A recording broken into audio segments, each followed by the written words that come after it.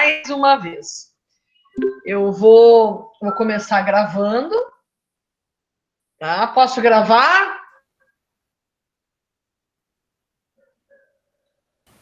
Sim. A minha tá, o meu tá ligado, não tá? Sim. Tá ligado. Isso aí é pode bagunça gravar. online. Bagunça Quer organizada. dizer que vocês já conseguiram inventar a forma de escolher um bar online.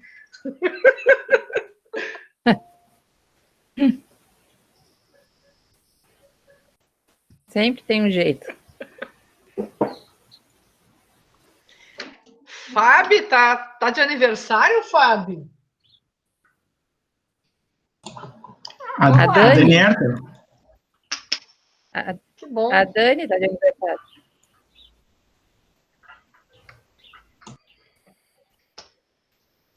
Que bom. Seja muito bem-vinda, aniversariante.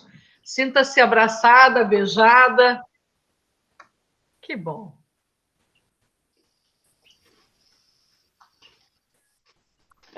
Ô, Cris, eu acho que às vezes tu fala e não tá saindo som.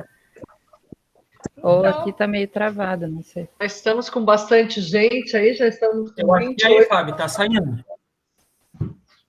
Quem é que quer cantar? Ah, então o meu tá bugado hoje. Quer dar entrada para todo mundo cantar? Vou cantar com todo mundo, parabéns. Essa Vamos lá, data. abra os microfones. Vamos ver que cadelança vai dar isso aí. Parabéns. Vamos abrir os microfones. Eu vou dar a entrada, cara. Vou entrar num momento que Misericórdia. Rodrigo, abre teu microfone. Agora vem. Eu? Meu Deus.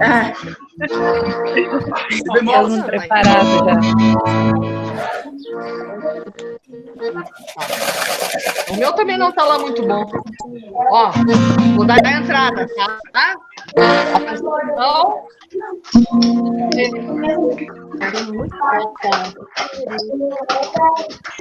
Das felicidades.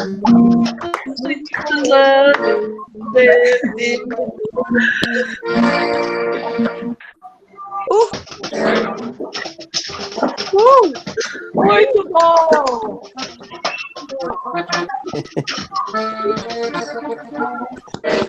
Muito bem. Depois disso.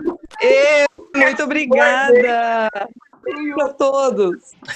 Amado. Oh, achei a letra da música. Sejam bem-vindos. Ó, toca aí pra nós.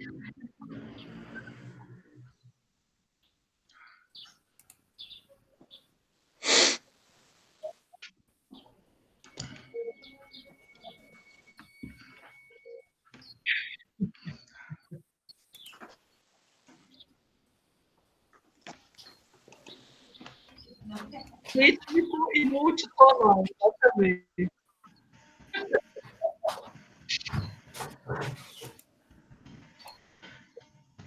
Olha, Fábio, tu nunca tiveste um parabéns desse jeito. Eu vou dizer. Não é Fábio, é a Dani. Aqui na minha aula era assim também, eu não consegui me ver.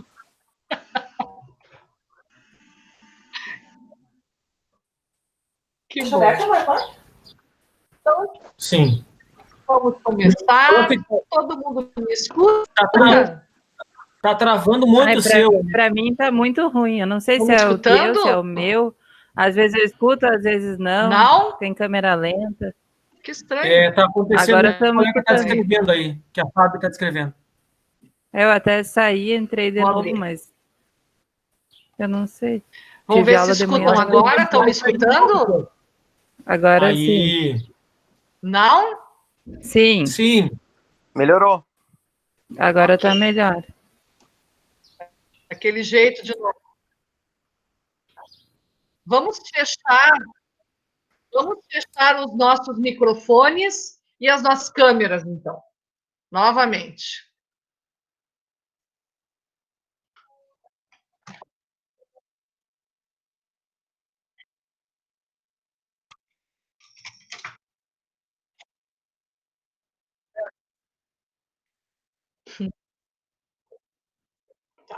Certo? Ok. A gente está com 29 integrantes, né? Então tá. Giacomo, todos estão com as câmeras fechadas. Consegue, Elisa, fechar a tua?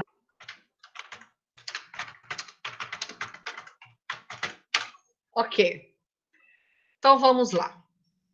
Então sejam todos bem-vindos, bem-vindas em mais uma reunião nossa do grupo de pesquisa, que acontece juntamente também com o seminário do trabalho de conclusão do pessoal da especialização.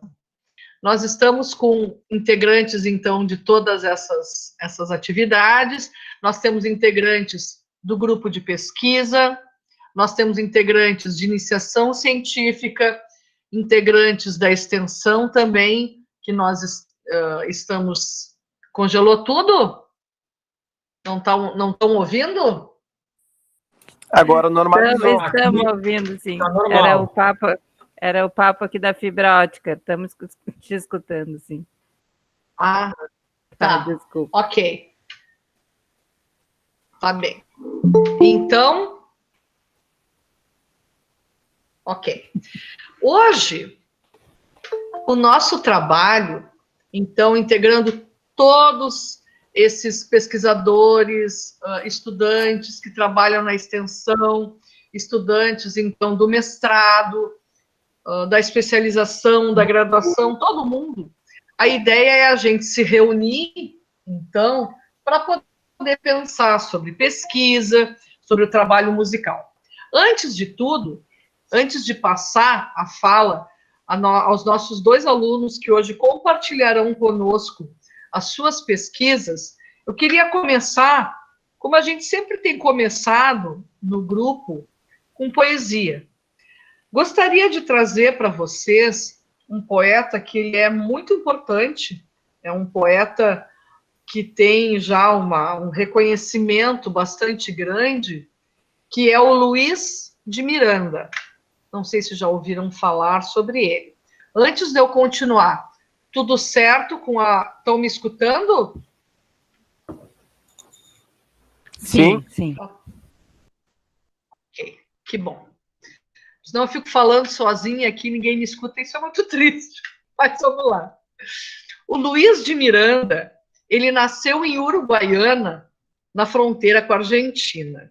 E ao completar, então, 40 anos de poesia, que já tem, então é um cara bastante conhecido, enfim, ele tem reconhecido ao longo dos anos muito o seu trabalho nacional e internacionalmente.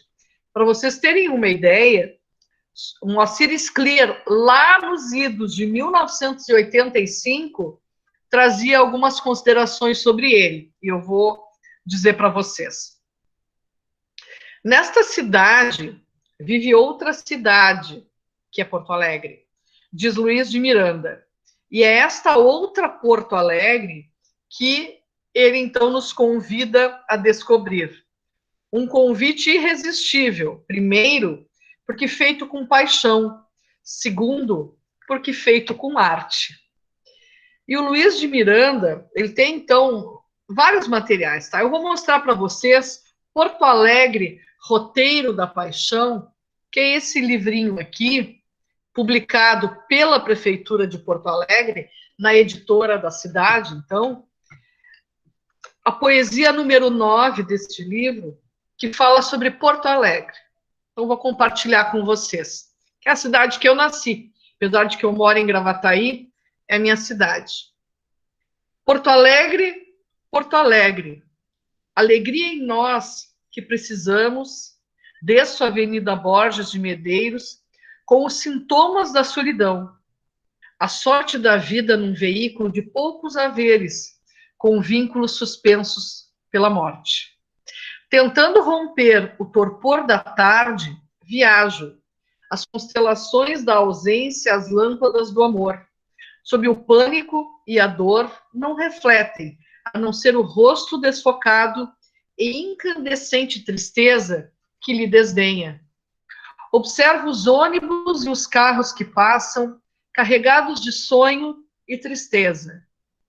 que se movem ocultos nestes rostos sem nome, mas entre eles viaja a uma distância evidente que o coração não soube diminuir. Então, Luiz de Miranda para nós. Palmas para ele. E assim, começando com poesia, então, quero convidar vocês para a gente poder, então, escutar o trabalho que vai ser apresentado pelos nossos colegas Augusto Schneider e Giacomo De Carli da Silva, que são as suas propostas de pesquisa que eles vão apresentar para nós. E como todo mundo que aqui compartilha as suas pesquisas ou as suas ideias de pesquisa, a ideia, ou mesmo de extensão, de todos os trabalhos que a gente faz em prol da educação musical, que todos nós possamos escutar esses trabalhos e procurarmos, então, contribuir com eles, porque é um momento justamente de construção do objeto de pesquisa de cada um deles. Então, eu de antemão passo a palavra para o Augusto Schneider, vulgo Guto, para ele, então, poder apresentar para a gente e nós podemos também ajudar nesse sentido. Um bom trabalho, uma boa apresentação, Guto. Então, muito obrigado, prof. Estão me escutando? Sim. Sim. Sim. Então, eu vou pedir para o meu colega Marcos Guarani para ele projetar para mim o PPT aqui, para não trancar tudo aqui no meu computador, que hoje está daquele jeito aqui também.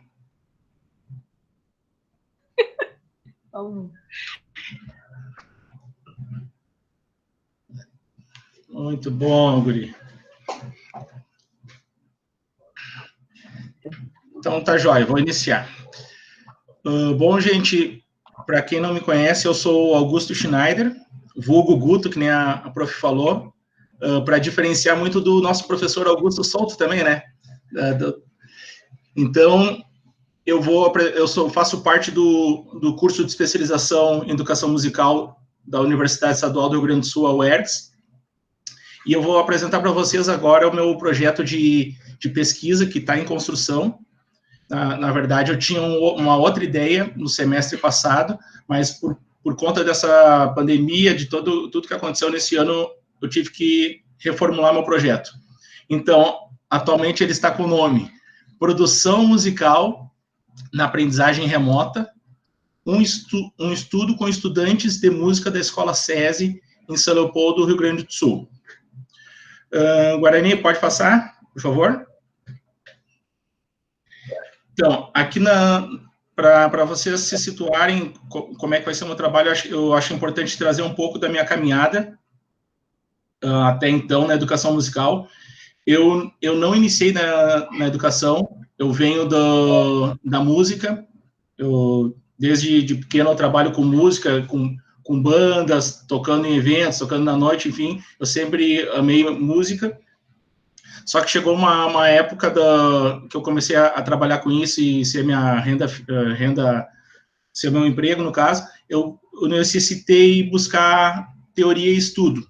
Foi daí que eu encontrei a Faculdade ZEST aqui em São Leopoldo, no qual eu fiz o curso técnico de música em 2005, e aí que eu conheci o que é educação musical, porque foi através desse curso que tem professores que ainda trabalham aqui, que me apresentaram a UERGS. Eles são alunos que saíram da UERGS, começaram a falar o que é uma pós-graduação, o que é um mestrado, o que é um doutorado, que até então eu só entendia de música. E daí, depois que eu me formei, eu já ingressei na UERGS no ano de 2010, quando a UERGS retornou, que tinha dado uma pausa, né?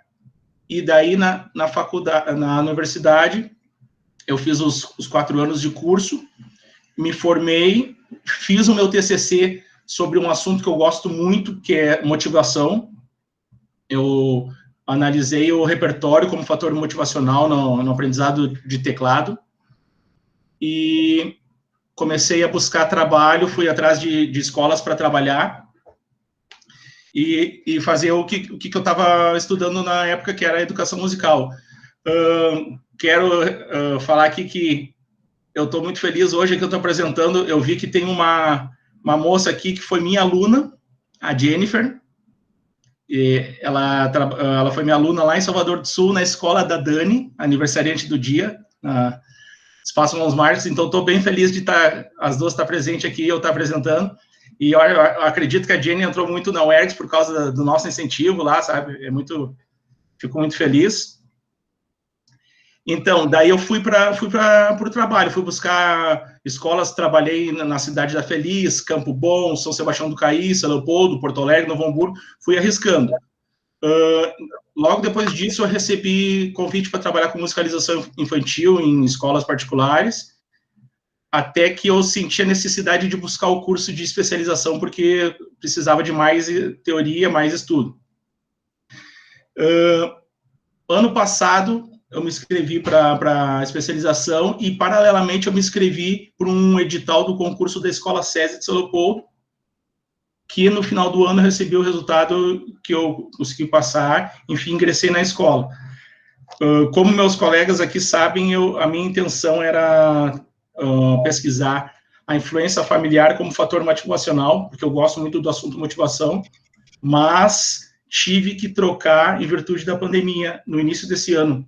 Conversando com a professora Cristina, eu me abri para ela ali e disse, prof, não sei o que eu vou fazer por causa da pandemia, o comitê de ética está aí, eu estou vendo que não vou conseguir passar no comitê. E eu me lembro até hoje que ela disse assim, olha, das coisas ruins, tu tem que tirar as coisas boas, e esse teu trabalho que tu está fazendo no SES, de repente é interessante, vai ser o teu pulo do gato.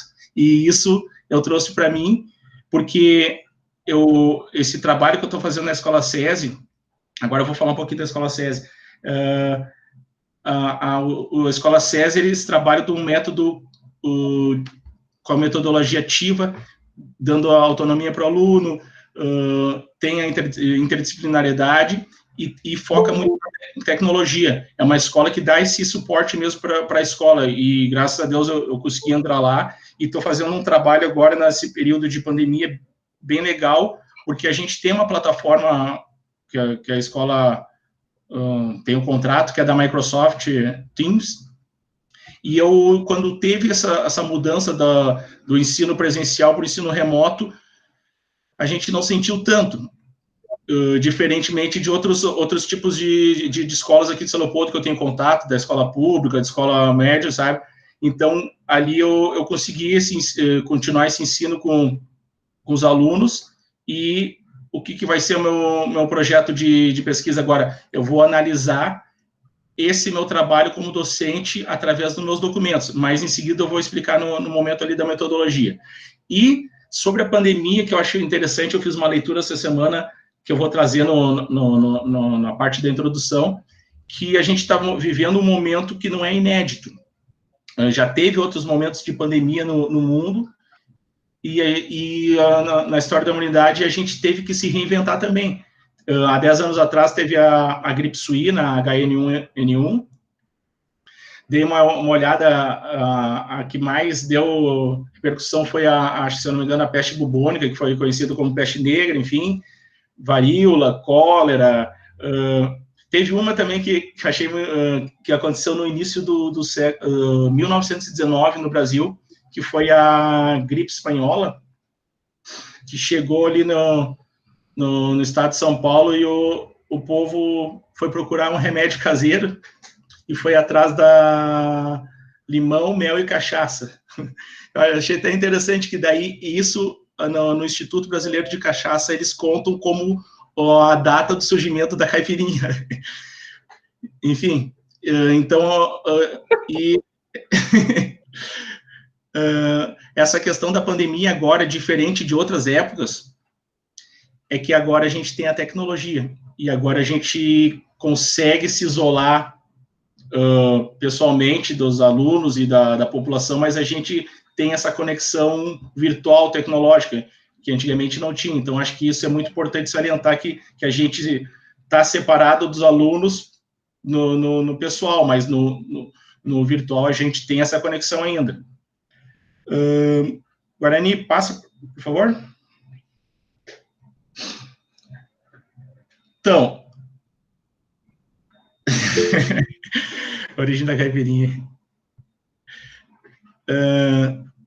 Então, a gente fez aquela reunião dos orientandos da Prof. Cris semana passada, eu ainda não tinha revisão de literatura, e essa semana eu fui em busca dessa revisão de literatura, e eu achei 2 trabalhos que acho que vão conversar comigo na minha pesquisa.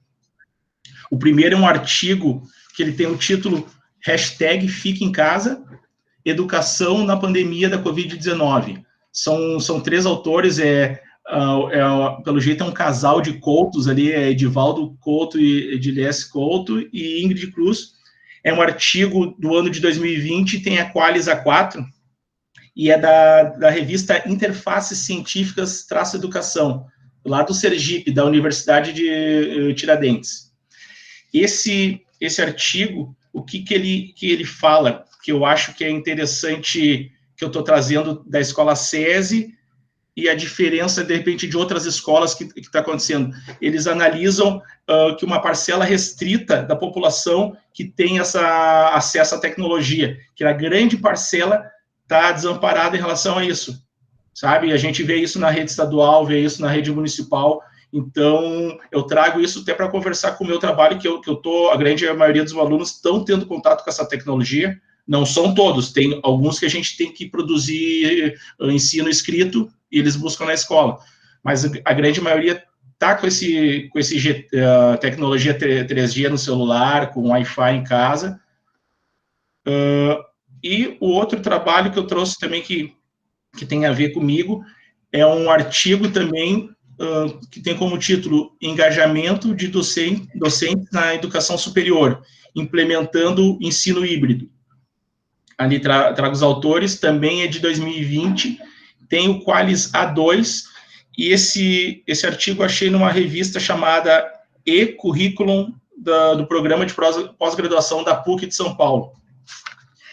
Ele faz uma análise do engajamento dos professores através de uma pesquisa quantitativa e qualitativa. E daí, no referencial teórico desses trabalhos, eles acham uma escala, que eles utilizam essa escala para saber como é que é o nível desse engajamento dos docentes com os estudantes, e também eles fazem o inverso, fazem a escala do engajamento dos estudantes com os docentes. E fala bastante do ensino híbrido, que provavelmente vai vir a ocorrer nos próximos meses, que é a questão de mesclar o ensino remoto com o ensino presencial na escola. Eu estou escutando que lá no SESI vai ter isso, mas é uma forma opcional, porque não é obrigado agora o aluno ir lá para a escola e arriscar pegar um coronavírus, né? Vamos seguir. Guarani, passa. Valeu. Então, aqui eu trago meus questionamentos. Quais as produções musicais de estudantes de música na aprendizagem remota da Escola SESI Leopoldo? O trabalho pedagógico do professor de música propiciou essas produções musicais? Quais as ferramentas de trabalho pedagógico utilizadas pelo professor de música? As ferramentas pedagógicas utilizadas no trabalho oportunizaram uma interação com os estudantes? E, em caso de ter ocorrido a interação com os estudantes, como isso aconteceu? Então, eu quero analisar essa produção, essa interação dos alunos nesse período de pandemia, no período de ensino remoto, e eu vou trazer documentos para tentar comprovar isso e responder meus questionamentos. Em princípio, esses documentos serão, que nem a gente teve a conversa na orientação, seria o meu relatório pedagógico musical, que eu vou trazer meu plano de aula, meu planejamento, minhas avaliações e o relato se deu certo essa comunicação, esse ensino ou não. Vou fazer essa análise dos documentos, e provavelmente eu vou fazer isso sob a minha ótica, e não sob a ótica dos estudantes nem das famílias, vai ser tendo o meu olhar. Passa, por favor.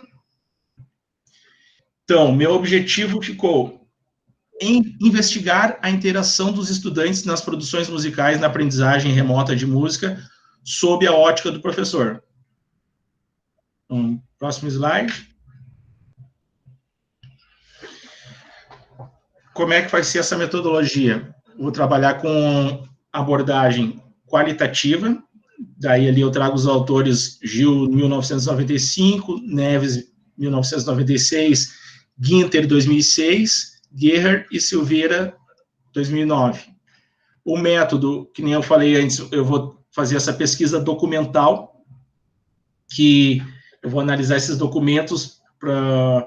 Na verdade, esses documentos, eu tinha uma outra intenção, eu queria trazer, de repente, a música que eles estão compondo, que eles estão trabalhando nessa época de pandemia, vídeos, mas tem muita questão do comitê de ética, então, por enquanto, eu estou nessa fase de fugir do comitê de ética. De repente, eu mude a minha pesquisa conforme for o andar da carruagem. Técnica de coleta de dados, então, vai ser essa coleta dos documentos, e a minha técnica de análise de dados, eu vou usar a análise de conteúdo com o referencial do Moraes, 1999. Por favor, passa. Então, como a minha pesquisa está bem no início, por enquanto, eu só tenho certeza de um referencial teórico, que é a educação musical, me baseando no Kramer, 2000, e eu deixei em vermelho a motivação, porque foi meu referencial teórico do TCC, por mais que na conversa semana passada eu estava querendo fugir, mas eu gosto desse assunto, e eu até essa semana comecei a bolar uma nova estratégia para essa minha pesquisa, que eu vou conversar com a Cristina mais tarde, e provavelmente eu vou inserir essa motivação na minha pesquisa. Pode passar, por favor? Aqui eu fiz um cronograma me baseando do mês de julho para diante, que vai, agora no mês de julho seria a minha proposta de pesquisa, eu estou elaborando ela. Depois eu coloquei 3 meses para revisão de literatura, não sei se é suficiente, de repente um pouquinho mais. Metodologia eu já estipulei, mas claro, de repente eu posso vir a mudar, eu também deixei 3 meses. Fundamentação teórica também, da mesma forma, deixei um tempo a mais, porque de repente eu encontro outros referenciais mais interessantes até o final do ano. Essa coleta de dados eu já tenho bastante material em mãos, então botei só 3 meses, posso modificar também. Depois da coleta de dados eu vou fazer essa análise dos documentos, né, ali por setembro e outubro. A escrita do artigo eu botei todos os meses até então, porque eu já iniciei essa escrita desde o semestre passado, eu já estava aproveitando a escrita do meu tema anterior. Orientação percorre todos esses meses, que a professora já está me orientando. Agora, eu não sei se a data correta da apresentação da banca e das correções, entrega final, se está correta aquela data, mas eu coloquei janeiro, correções fevereiro, entrega final fevereiro, enfim. Pode passar, por favor. E as minhas referências que eu usei até então na pesquisa. Como eu disse a vocês, eu estou bem no início da pesquisa, com ideias ainda de mudar, mas eu acho que como eu botei no grupo ali, eu estou servindo de cobaia, então eu aceito, eu estou aberto a opiniões, a críticas, a comentários, quem quiser me ajudar, eu estou aceitando ideias. Tá bom, pessoal? Muito obrigado. E finalizo aqui. Muito obrigada, Guto. Parabéns. Estou aqui batendo palmas. Parabéns, excelente, muito bom, querido. Agora, então, a gente abre para esse momento que é muito importante, momento da gente estar contribuindo com o Guto nesse trabalho. Quem que gostaria de compartilhar? Thaís, querida. Fala, Thaís.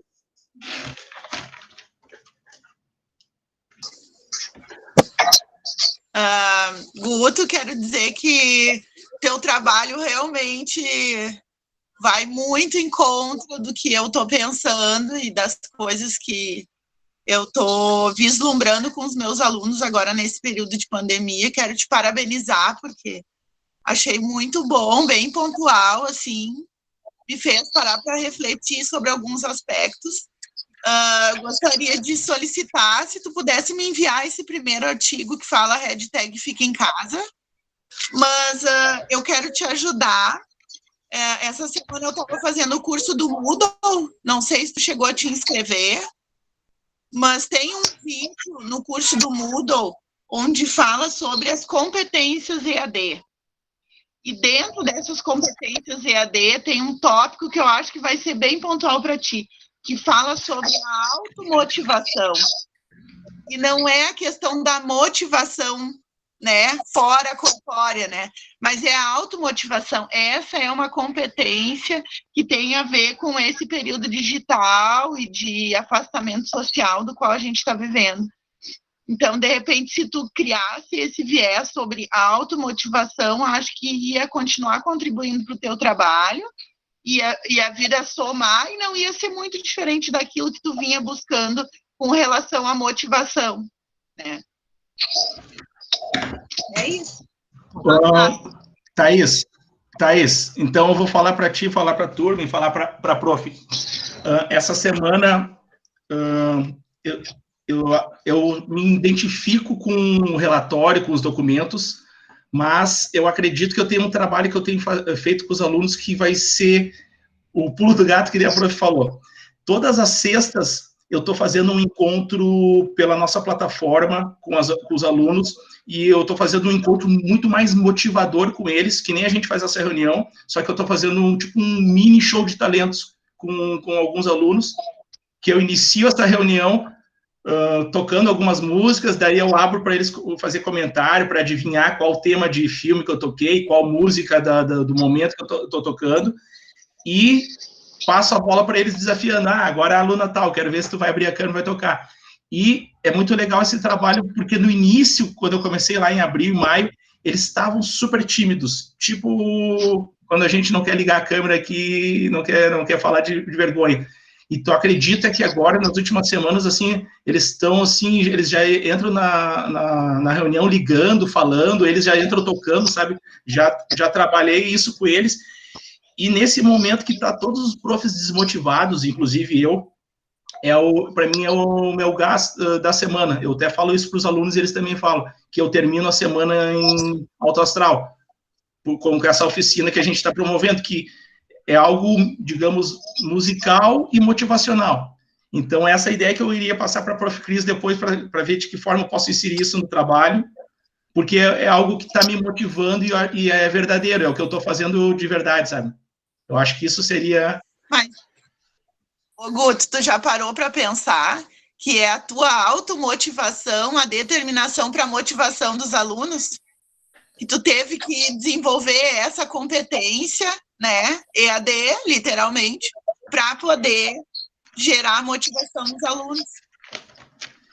Me manda, Thaís, por favor. Perfeito.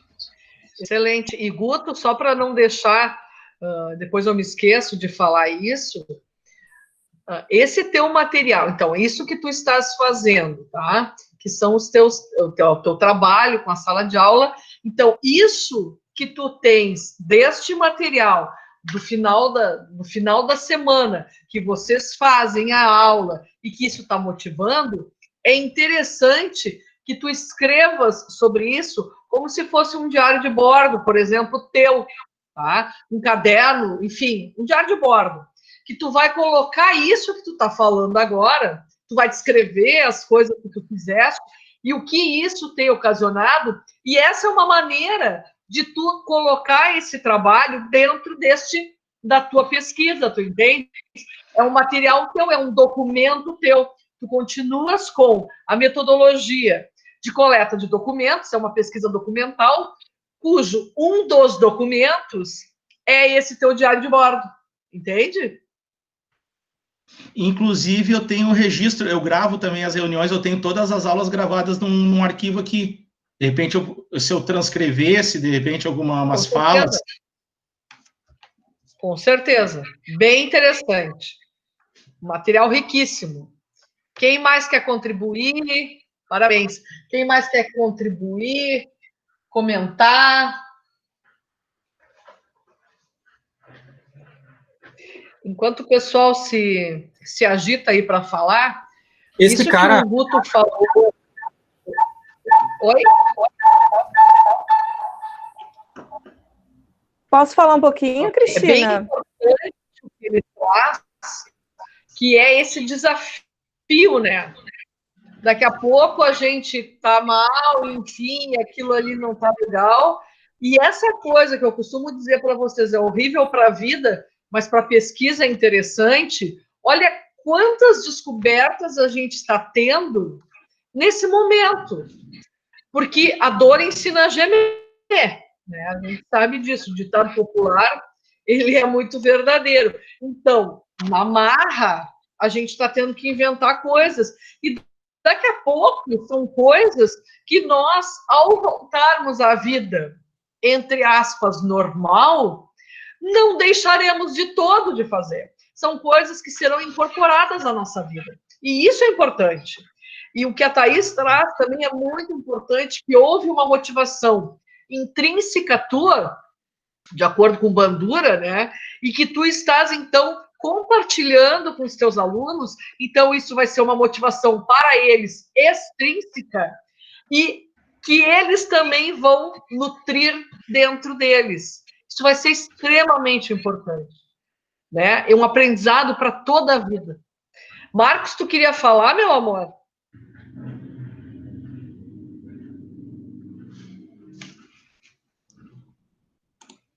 Eu até queria. Não? Na verdade, Ok. Quem mais Oi. quer falar? Eu coloquei ali alguma coisa. Na verdade, trata-se desse cara ali, o David McLean, que ele fala da automotivação, das teorias que ele desenvolve, enfim. E daqui a pouco o Guto pode trazer um pouquinho também para usar um pouco da ciência, da neurociência, para ajudar a explicar um pouquinho a coisa da automotivação, que fala da necessidade, da realização e da afiliação, do fazer parte de alguma coisa.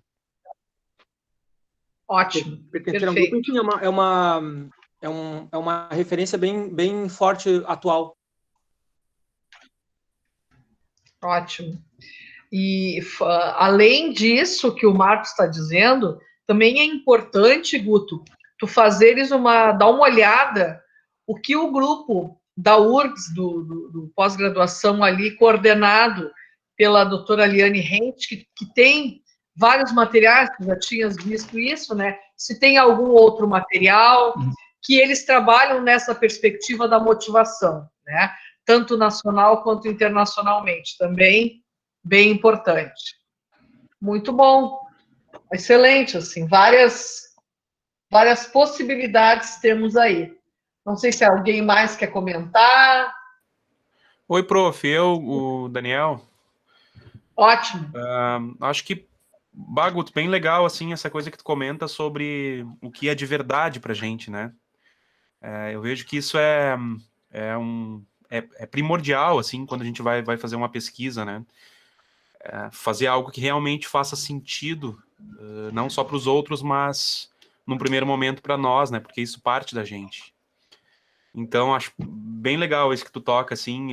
Eu procuro também, quando eu vou pesquisar algo, acho que as pesquisas mais legais, assim, é quando a gente realmente se debruça em fazer algo que a gente gosta, né? Que a gente tem afinidade. Muito legal. Isso aí.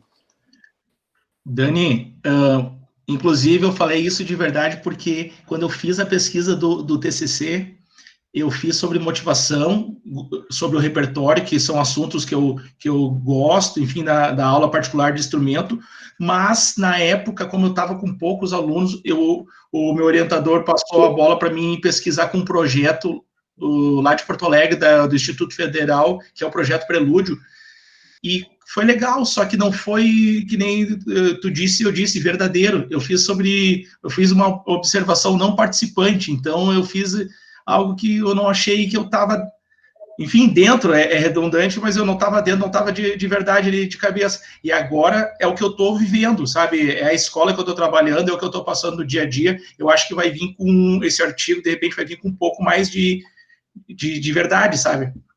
Foi bem isso. Show!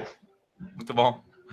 Que bom, Augusto, que tu fala sobre isso, porque isso vai ao encontro de uma das coisas que eu tenho trazido e que falava antes na nossa reunião da especialização, especificamente, né, e que eu trago para agora, que a pesquisa, ela tem que surgir da nossa vida, ela tem que estar conectada a gente, e principalmente por causa dos problemas ou dos nossos questionamentos, ou na busca de resolução às questões que são a nós impostas. E isso se torna verdadeiro, e além de se tornar verdadeiro, é importante porque faz parte da vida da gente e vai solucionar os nossos problemas. Porque o que acontece? Há uma grande crítica, e vocês estão vendo isso, né, em relação às pesquisas realizadas no Brasil, e muitas vezes o pessoal diz que é uma faseção de pesquisa sem muita consistência. Claro que nós temos muitas pesquisas que não são nesse sentido, mas temos outras tantas que infelizmente são. E como que a gente vai conseguir tornar sólido essa nossa pesquisa e a área da educação musical com pesquisas que efetivamente façam a diferença? Primeiro na nossa vida, porque com certeza farão a diferença na vida dos outros, certo? Então, sim, quando nós procurarmos os nossos objetos de pesquisa, que principalmente façam parte da nossa vida e da nossa prática profissional, porque aí sim a gente vai ver com que se reverbere aquele material, né? Vamos ver se tem mais alguma coisa no chat. A Carol está dizendo que a questão da educação musical na pandemia e a motivação é uma das coisas que com certeza a gente vai se deparar. É verdade, Carol, concordo, sem dúvida. Ok, acho que é isso, então, em relação ao do Guto. Depois, no final, a gente pode fazer uma outra rodada. Se alguém tiver alguma questão, a gente pode voltar. Agradeço bastante, Guto, parabéns pela tua apresentação. Já conseguiste caminhar bastante. Parabéns pela revisão de literatura e pelo buscar, certo? Estevão, tu quer falar? Não, mas eu posso fazer no final, como tu orientou, não tem problema se for o caso. Não, pode fazer, querido, faz agora, não tem problema. Então tá, ótimo. Pode. Primeiro, boa tarde a todos. É um bálsamo essas tardes, né? Quando chega no sábado, coisa boa ouvir as pesquisas dos colegas e ver o perfil do grupo também, que, como a professora já disse agora, realmente é um grupo que traz aquilo que vive e pesquisa aquilo para ser melhorado, né? Então não fica no Ministério do Ar as coisas, né? Não são hipóteses, assim, que não podem ser testadas, né? Então, sim, podem ser testadas, podem dar erradas, isso é muito legal. E em relação a isso, Guto, parabéns pela tua iniciativa na pesquisa, que isso é super pertinente para esse momento, né? Partindo contigo, assim, dessa questão, só para ver se eu não vou falar bobagem, Guto, tu trabalha com ensino médio, né? Isso, ensino médio. Ensino médio. Então, é bem interessante isso que tu traz, porque o ensino médio aí começa a se preparar, e infelizmente é a nossa realidade, né, que o ensino médio é aquela questão de se preparar para um vestibular ou para um Enem, ou para tudo isso, né? Então, se tem ainda a gente pensava e refletia, escrevia sobre isso ontem, né? Infelizmente, a escola ainda é um pequeno sistema de um sistema maior, e é isso que nós temos. Então, como professor de música, como se inserir dentro desse grupo, dessa galera, e fazer com que eles tenham não só a automotivação, mas a motivação de querer fazer essas aulas e empenhar-se nelas. Então, acho que é bem interessante isso que tu traz, nesse momento de pandemia. E a minha dúvida aqui, que não ficou bem claro, é como é que tu vai mensurar isso? Essa é a minha dúvida só. Não ficou claro para mim, não sei se para os outros colegas, mas como é que tu vai mensurar isso? Como é que tu vai trazer esse dado, isso de uma forma concreta para analisar, até para que no final, e uma coisa que eu vejo que é legal, que tu tem uma identificação com a instituição, a gente percebe na forma como tu fala, isso é muito importante, né? Para que haja também esse cuidado na autoavaliação também, né? Então, não sei como é que tu vai fazer isso, como é que tu vai mensurar isso. Bom, essa questão da motivação é uma ideia recente dessa semana, ainda não sei como é que eu vou trazer, enfim, se eu vou ter que trazer pelos vídeos, eu teria que passar pelo comitê de ética, enfim, toda essa avaliação, né? Mas aí eu vou ter que conversar com a professora Cristina a partir de agora, né, para ver de que forma eu vou analisar, trazer esses dados eles serem válidos para pesquisa, no caso, né? Ainda não testei tempo. Posso então sugerir algumas ideias? Deve. Tá, por exemplo, que eu também passo por isso, né? O ensino privado ele seguiu, né? Desde março ali com as aulas remotas, né? E a maior preocupação era essa, né? Como manter a gurizada ativa e realizando as atividades, as propostas, né? Então, eu não sei se tu passa trabalhos avaliativos, não sei se tu solicita algum tipo de demanda para que eles te devolvam. Eu acho que isso seria um parâmetro que tu poderia ter, o percentual de entregas e devolutivas, pode ser, tá? E a participação em relação a conteúdos na aula, dos conteúdos abordados, como tu trabalha, de que forma como isso também é apresentado e é trazido, né, a participação dos estudantes. Dessa maneira, eu acho que é um ponto de partida. Tá? É uma boa sugestão. Tu tem o Teams ali, se tu tem o Teams, tá? Se tu tem o Teams ali, né, como falou Microsoft Teams, vocês devem ter o pacote Office lá, né? Então tem o Forms dentro do pacote Office, o Forms, que é um formulário lá, e ele já te dá ali a estatística para a turma ali, né? Que é uma forma também, um conteúdo que tu trabalhou e tu quer fazer um trabalho avaliativo para saber as dúvidas que ficaram sobre alguns pontos trabalhados, né? E tu delimita ali, sei lá, 2 semanas para responder, e tu vai saber ao final lá quantos responderam do total, né? E se daqui a pouquinho realmente foi absorvido os conteúdos ali, ou se ficou muitas dúvidas em relação aos percentuais, tu vai ter isso aí. É uma forma de também mensurar, né? Se o pessoal realmente está motivado a estudar a música, né, como componente curricular no ensino médio. Acho que é uma proposta, um ponto de partida.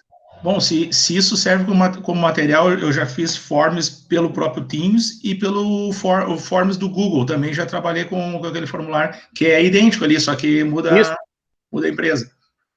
Não, perfeito. Acho que aí tu já tem bastante dados ali, se são conteúdos que tu trabalhou, e até para analisar essa questão o pessoal tem que estar querendo fazer. Eu, como pai, por exemplo, eu tenho um menino de 7 anos, né? E tem determinadas aulas que, na realidade, a gente... Perfeito. Desculpa. Perfeito. Então, isso é bem importante que tu está dizendo, porque são todos materiais que o Guto já tem. Então, todos esses materiais podem se constituir, e a gente nomeia como cadernos, né? Sei lá, caderno dos fóruns, não sei o quê. Caderno de campo, né? O caderno dele de anotações, que ele pode dar o nome que ele quiser. Então, ele já tem esse material que ele já fez. O que ele vai fazer? Ele vai ir nestes documentos e vai pegar todo esse material. E, ao fazer essa espécie de quantitativo, que é importante também, não é que seja uma pesquisa quantitativa, e não é o que tu quiseste dizer, Estevão, eu sei, né? Mas ele vai usar esses quantitativos num momento ou numa pesquisa qualitativa para fundamentar o que ele está dizendo. Bom, então, sei lá, eu fiz 10 atividades, 8 eu consegui que todos os alunos fizessem, estou chutando. Isso é um dado, né? É um dado de que, bom, pode me dizer tal coisa. Enfim, são materiais que tu poderás usar tanto de um lado quanto de outro, certo? Perfeito. Tu queria falar, Guto? Não. Não tenho toda esse percentual de entrega, assim, participação, mas... Mas, enfim, claro, com certeza. E, Guto, só uma coisa que eu tinha me esquecido e que eu quero trazer é em relação lá aos questionamentos, e eu até vou compartilhar aqui, porque eu fiz um print, só para chamar a atenção daquilo ali. Vamos ver se eu consigo compartilhar. Ok.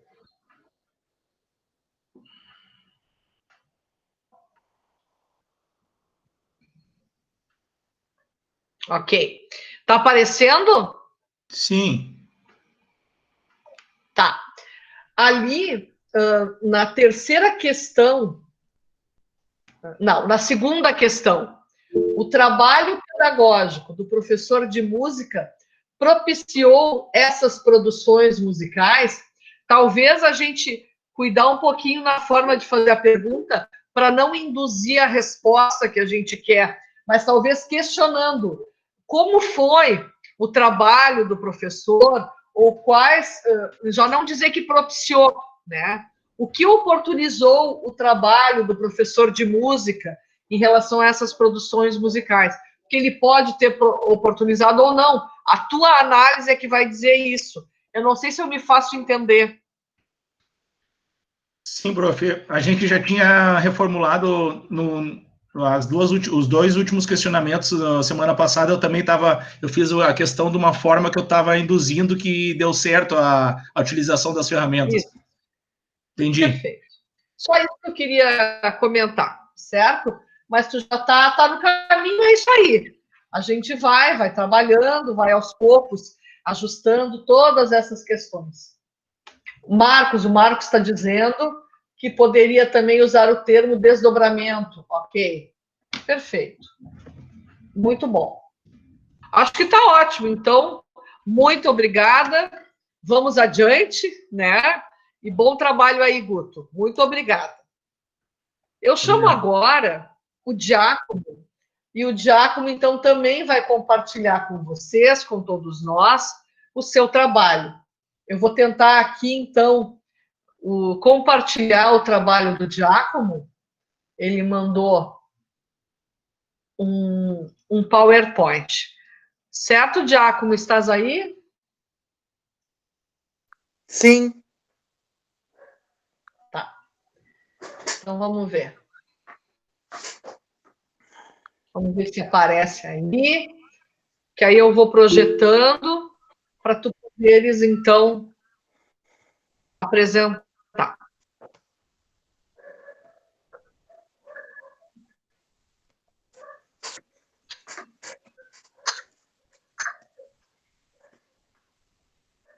Ok.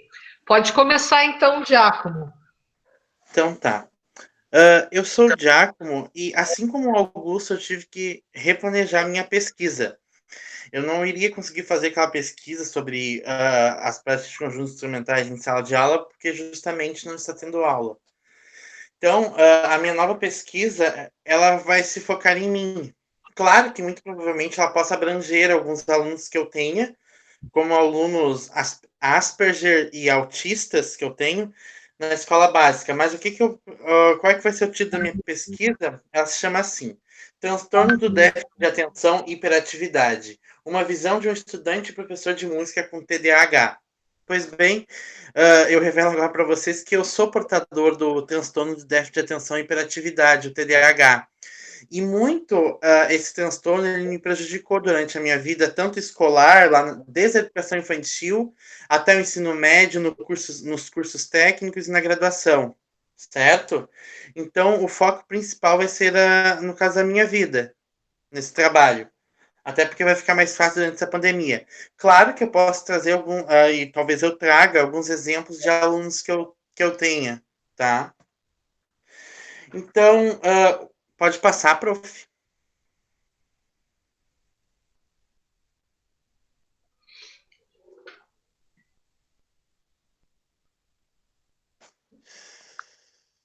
Ele está mais dentro. Eu já passei aqui, mas é que ele não vai. Agora foi. No resumo aqui, eu explico. Eu deveria ter colocado isso na introdução, boa parte, mas depois que eu fui ver. No resumo, eu explico assim. Eu vou analisar 6 instituições de ensino por onde eu passei. No caso, as 6 instituições de ensino de educação básica. E, claro, as 2 de ensino superior. Então, eu vou analisar como é que foi, como é que os meus professores lidavam com o meu transtorno, porque eu tenho documentos guardados desde a infância, desde a primeira série, desde a educação infantil, bilhetes até dos professores reclamando de alguns aspectos meus. Como é que eles conduziram a situação em relação a mim, sabendo e ou não sabendo que eu tinha o TDAH? Isso, então, vai ser vai ser ao longo assim, de 8 instituições que eu tenho registros assim meus, tá? A Escola de Educação Infantil Artimanha, aqui em Esteio, onde eu estudei, a Escola de Ensino Fundamental Santos Dumont, a MF Érico Veríssimo, a Escola Estadual Augusto Meyer, a Escola Estadual Técnica de Saúde no Hospital de Clínicas de Porto Alegre, em Porto Alegre, e, por último, o Instituto Federal de Ciência e Tecnologia do Rio Grande do Sul, Educação, Ciência e Tecnologia do Rio Grande do Sul, o IFRS, e daí, por último mesmo, as instituições de ensino superior, por onde eu passei e passo, que que no caso é o ERGS e a URGS. Então, isso eu já analisei assim previamente, no caso, que muitas coisas que eu achava que eu agia errado e que eu era culpado mesmo, eu, na verdade, eu não era. Porque muitos dos meus alunos, crianças, mas também alguns que têm alguma questão neurológica, agem assim hoje e agiram alguns anos atrás, e eu comecei a avaliar isso de outro ângulo, no caso do ângulo do professor, e não mais de quando eu era aluno. Então, eu passei boa parte da minha vida achando que eu era literalmente uma aberração para as pessoas. Não querer ficar perto e tudo mais. E isso na música me prejudicou bastante. Muitos professores meus que não são professores me deram aula e não entendiam por que eu não conseguia seguir o ritmo de uma música em conjunto. Ou não conseguiria ter uma boa leitura musical à primeira vista. Ou mais ainda, que me irrita, como é que eu não consigo entender o que eles falam ali na hora e por que eu demoro mais para aprender o que eles queriam. Então, daí, as palavras-chave do meu trabalho é educação musical, falsa docência, TDAH e falta de respeito. Pode se mudar, mas basicamente vai ser isso a princípio. Pode passar, prof.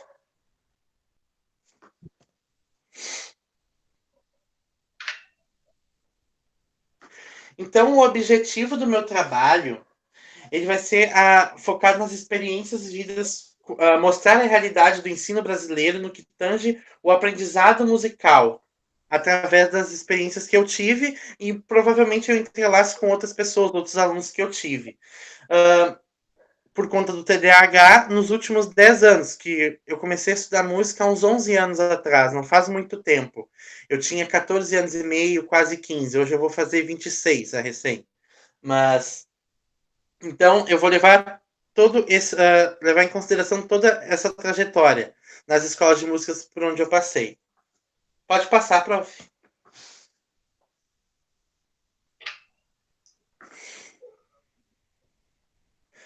As questões de pesquisa, então, são 3. O ensino de música no Brasil, educação básica, superior e pós-graduação, é para todos? As universidades brasileiras, especialmente as que se dizem públicas, respeitam as diferenças sociais e cognitivas dos candidatos aos seus cursos, especialmente os cursos de graduação e de pós-graduação em música? Se eu me revelasse TDAH, as instituições, especialmente as que me ofertam o ensino de música, me respeitarão e conseguirão me tratar como uma pessoa, como qualquer outra, sem me discriminar e me humilhar, como já ocorreu a mim? Pode passar, prof.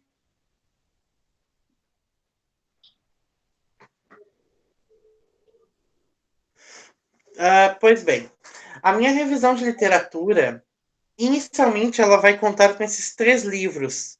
Esses 3 livros eu queria que vocês olhassem muito bem eles. Esses 3 livros, a minha mãe comprou eles para entender o que eu tinha. Quando meus professores começavam a reclamar de mim, porque eu chegava em casa e muitas vezes eu apanhava. E muitas vezes eu não sabia nem por quê, sabe? Eu não conseguia entender. Então ela começou a ler e a entender o que se passava por mim. Aquele primeiro livro, Tendências à Distração, ele é um livro de 1999. O livro Transtorno, Déficit de Atenção e Hiperatividade TDAH é de 2002 e o Mentes Inquietas é de 2003. Ele é a 16ª edição. Nesses livros, eles falam também do DDA, distúrbio do déficit de atenção, é outra forma de se chamar o TDAH. É importante que se saiba que o TDAH, ele também tem um símbolo, que agora é um símbolo não, ele tem um número internacional para a doença dele, que eu esqueci agora, eu esqueci de pegar aqui, mas ele tem, se eu achar que eu falo para vocês. Então, eles falam o TDAH na vida familiar, o TDAH no cotidiano, o TDAH e a depressão, dentre muitos aspectos. E esses livros também trazem relatos de pessoas como eu. Eu li um pouco deles quando eu tinha uns 15, 16 anos ou até menos, porque era o momento que eu tinha muita dificuldade na escola no que tange a interpretação textual. A língua portuguesa, que foi a única disciplina que eu tinha muita dificuldade na escola, foi essa. As outras eu tinha, mas conseguia aprender. Mas essa até hoje não mais. Por incrível que pareça, eu adoro ler, adoro escrever, mas ainda assim me cansa, me dá sono quando eu pego um livro grande para ler, tá? Vocês estão me olhando, né? Só para vocês olharem. Esses livros que estão aqui comigo, eles não são muito grandes. Mas para mim, se eu não gostasse de ler eles iriam me cansar. Eu ia ficar com sono. Quando eu era pequeno, por exemplo, a minha mãe trazia muitas histórias do Titanic para eu ler. Ela imprimia folhas e folhas da internet. E eu não me cansava de ler. Até Harry Potter ela comprou para mim, só que Harry Potter me dava sono, porque eram uns livros muito grandes, embora eu gostasse. Então, essa é a minha revisão de literatura. Pode passar, prof. Essa próxima página agora ela ainda está em branco, eu ainda estou construindo o referencial teórico, prof. Antes. Opa! Isso. Eu ainda estou construindo ela, mas eu estou publicando alguns materiais meus para que também sirvam de referências para mim e outras pessoas. Podem passar, prof? O método, então, eu ainda não peguei os autores, mas a abordagem dele vai ser a abordagem qualitativa. O método vai ser, a princípio, a pesquisa documental, porque eu ainda não consegui encontrar algo sobre a metodologia e estudos de si. E a coleta dos dados eu ainda não sei como é que eu vou fazer. Mas a análise deles, sendo a pesquisa documental, eu vou fazer a leitura dos dados. E, claro, provavelmente vai entrar relatos meus. Relatos de outras pessoas, mas daí aí tá, vai ter aquela questão do comitê de ética. Eu vou ver se eu não preciso entrar nisso, acho que vai ser melhor. Certo? Então, essa é a minha pesquisa.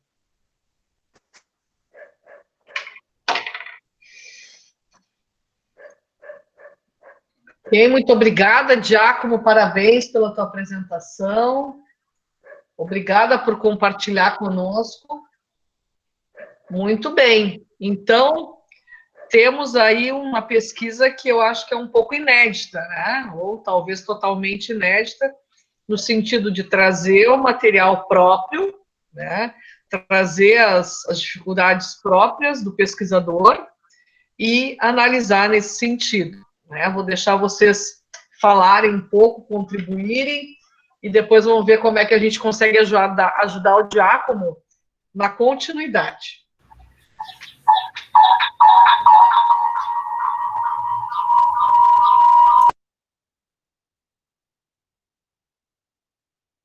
Quer falar, Marcos?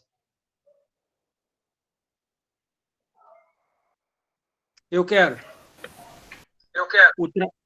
O trabalho do Giacomo tem uma coisa... Espera aí que tá dando microfonia aqui, eu vou ter que sair. Feito. Agora? Deu. É como a gente tinha visto da outra vez na banca, eu acho que até tinha comentado alguma coisa que aparentemente é um trabalhão. Não que o Giacomo não vá dar conta ou que não seja viável, acho que viável sempre é quando se tem interesse e motivação, como trouxe o Augusto, né?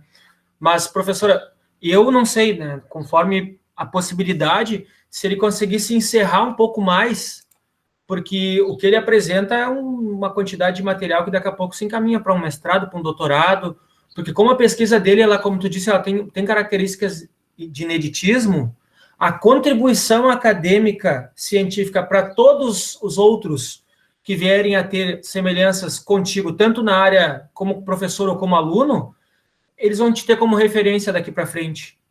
Então, eu não sei como nem por onde, mas daqui a pouco há que se fazer um recorte ou dois, e, enfim, e colocar em anexos algumas coisas de toda a pesquisa que tu já tem, desde quando tu começou a ter aula e encontrar esses problemas em sala de aula. Todas essas contribuições, elas podem vir, porque isso dá margem para para muito trabalho. Penso eu, prof. Essa é a minha contribuição. Perfeito. Acho que sim. Acho que temos que verificar. Claro. Porque ali, eu estou aqui revendo, né, as questões de pesquisa do Giacomo, que ele traz. Deixa eu ver se eu consigo até compartilhar isso para a gente. Tá, vamos ver se eu consigo, para a gente poder ajudar nisso que o Marcos está dizendo, que é essa delimitação, né? Espera aí, deixa eu ver se eu consigo aí.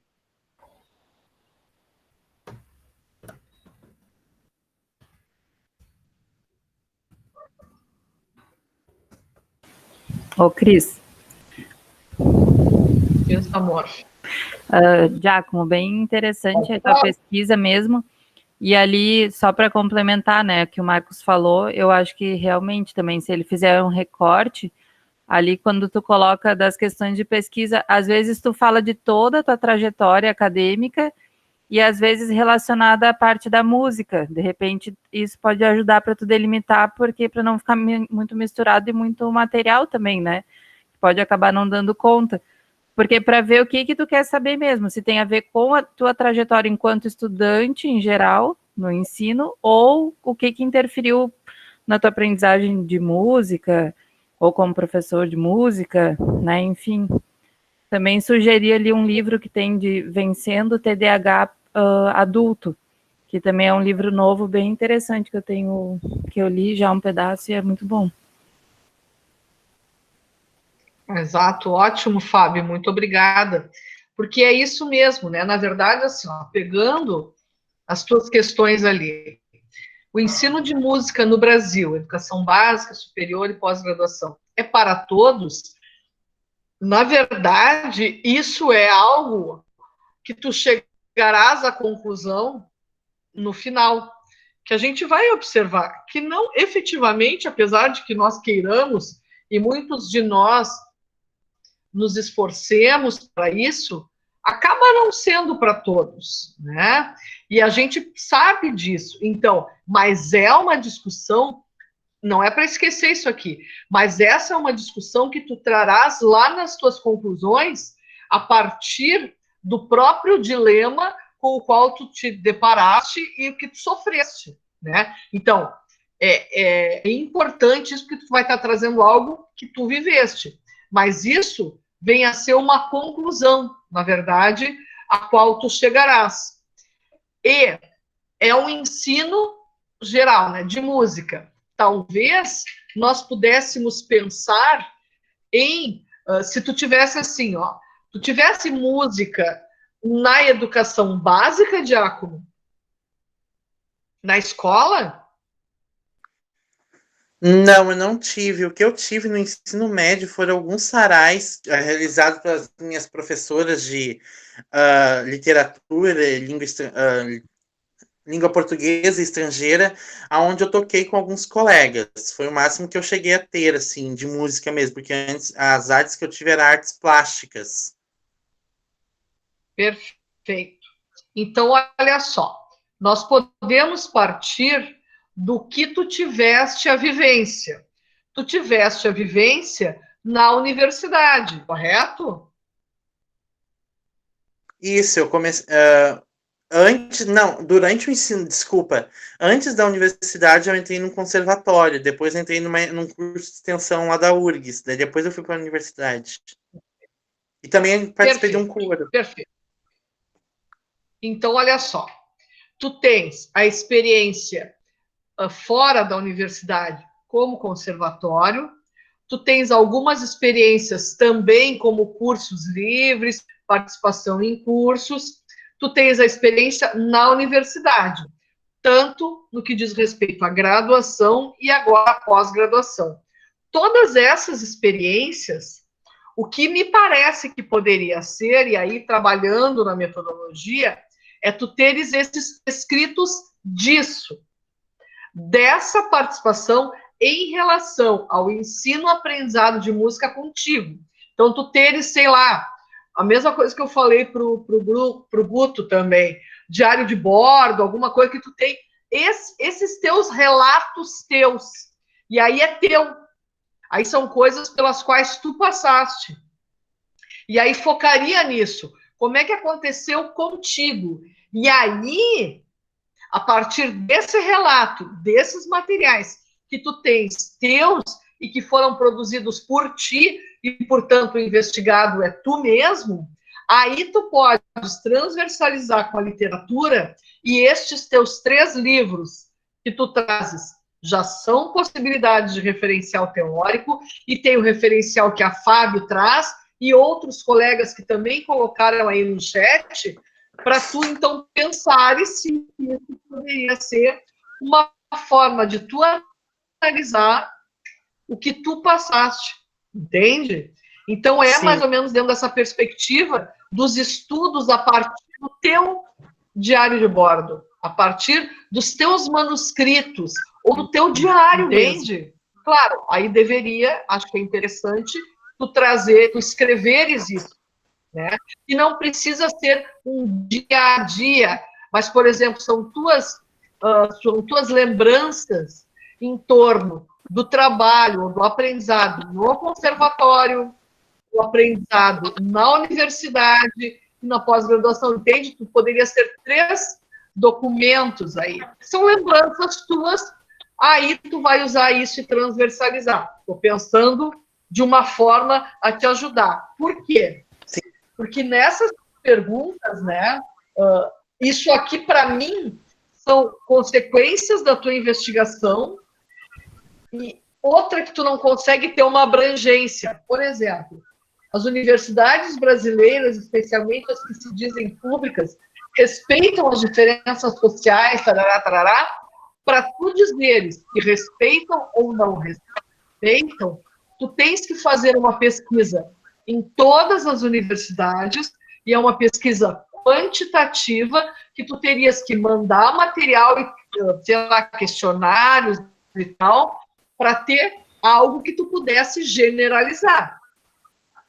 Acho que nesse momento não é muito isso que tu queres, mas eu acho assim que a tua contribuição é trazer assim como se sente essa pessoa, porque isso é fundamental que nós entendamos, e só tu pode nos dizer isso, porque eu nunca, apesar de que eu discute, de que eu entendo, eu nunca vou ser tu a sentir isso. Então, a sua grande contribuição é mostrar para a população o que é isso, como é que a pessoa se sente, e trazer, então, os estudos que trazem essas questões sobre as pessoas que têm esse tipo de transtorno, sentem, e como que a gente pode pensar ao planejar uma atividade de sala de aula, quer seja na educação básica, quer seja no ensino superior, que também contemple as pessoas que têm esse tipo de síndrome, de transtorno, etc.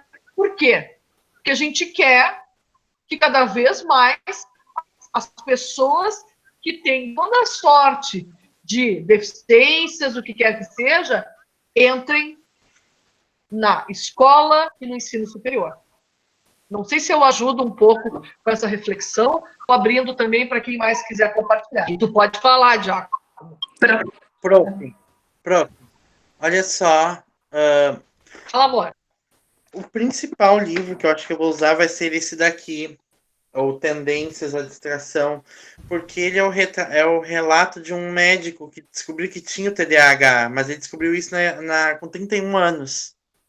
Então, é muito mais importante quem tem isso falar sobre isso do que uma pessoa que não tem falar sobre. É a mesma coisa, sei lá, que uma pessoa branca falar sobre a escravidão. Uma pessoa que não tem TDAH falar sobre o TDAH. É muito mais importante, assim, o relato próprio da pessoa, na minha opinião, sabe? Então, por isso eu queria me focar bastante nesse daqui, tá? Usar como exemplo, porque ele também utilizou isso. Acho que sim, mas não desconte outros também, tá, Giacomo? Porque é importante que cada vez mais todo mundo fale sobre isso, né? Porque aí dá força, né? Mas acho que sim, com certeza. Eu não sei se a Jéssica quer falar, a Ana quer falar, eu acho que a Fabiane também, né? Isso, ok. Pode falar ele primeiro. Tá. Na verdade, eu acho que seria mais uma questão de abordagem metodológica. Na verdade, tem a Ana Lúcia Louro, que ela pesquisa sobre as pesquisas autobiográficas, né, de narrativas de si. que eu acho que daqui a pouco poderia vir de encontro a isso, e aí a prof. Cristina falou sobre essa questão do diário, né? Eu acho que seria super de encontro, assim, com o que ele está trazendo. E aí eu queria sugerir que tem um livro dela que se chama Aulas de Música, Narrativas dos Professores numa Perspectiva Autobiográfica, que aí eu acho que ele poderia trazer toda essa construção enquanto professor de música e tendo esse olhar para o TDAH. Não, nem eu sei falar. Mas, enfim, eu acho que seria uma forma dele conseguir focar também nesse sentido dos diários e de uma metodologia também. Enfim, acho que seria essa minha. Jéssica Almada, bota aí depois no chat o nome, excelente. É isso aí mesmo. É isso aí que a gente está procurando, né, Giacomo?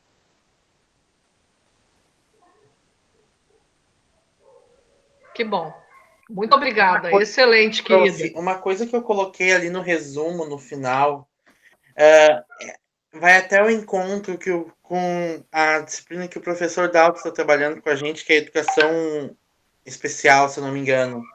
Eu realmente não gosto assim que digam que eu preciso de educação especial ou seja uma pessoa PCD, pessoa com deficiência no caso, porque eu entendo que eu tenha claramente capacidade de conseguir fazer qualquer coisa que as pessoas peçam, qualquer coisa que pessoas que não tenham TDAH façam.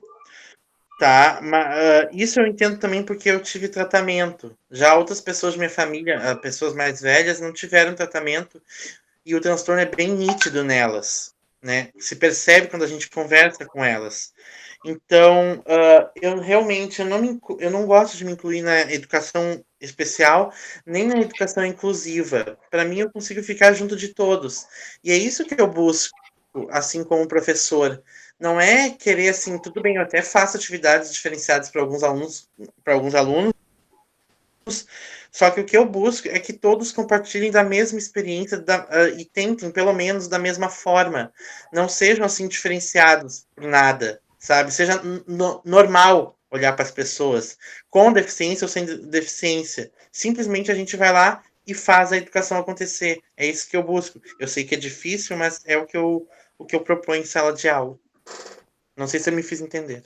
Que barato, Giacomo, excelente. Olha só, acho isso muito importante e isso, que bom que a gente está gravando isso, porque depois tu pode reescutar e rever esse nosso encontro de hoje e tu vais poder trazer isso que tu fala, que eu não quero ser tratado assim, porque eu também posso, eu também consigo, tu tens que colocar nas tuas conclusões, tu entende?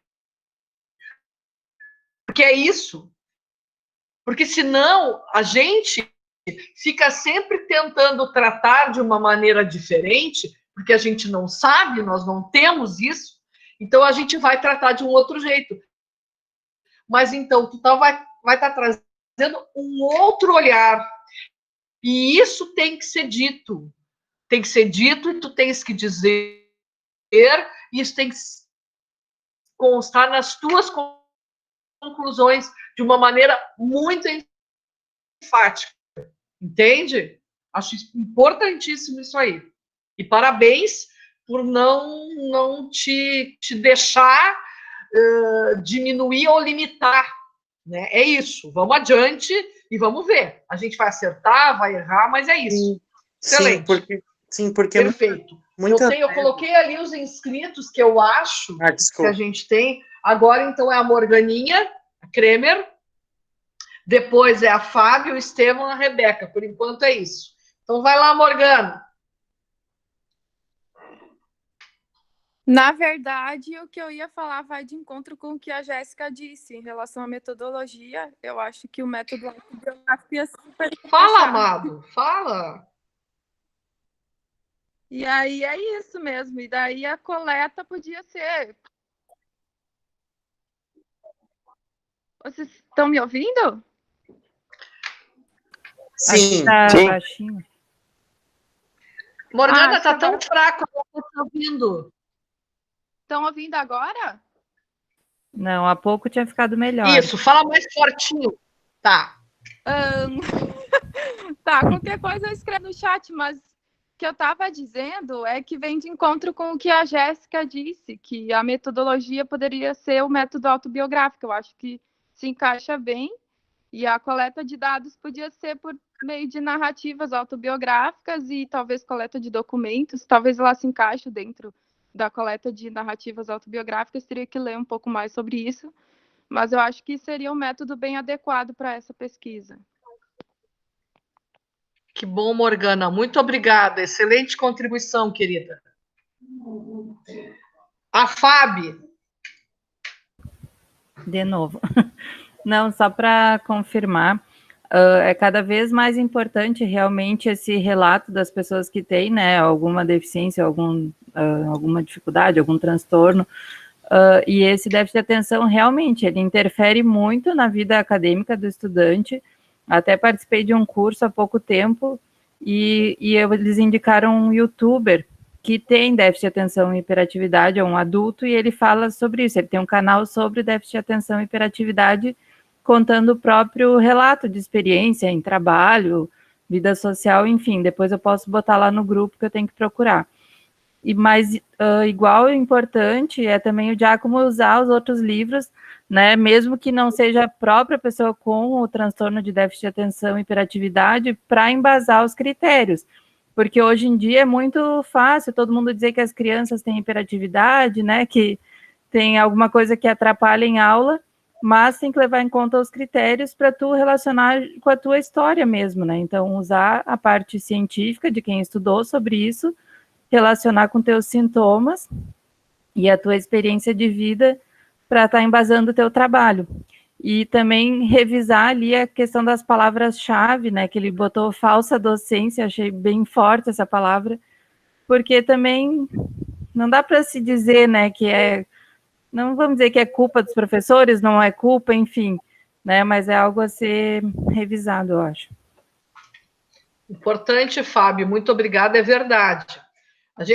A questão das palavras-chave como um todo, nós temos que cuidar, na verdade, porque algumas não vão ajudar a encontrar o nosso trabalho, né?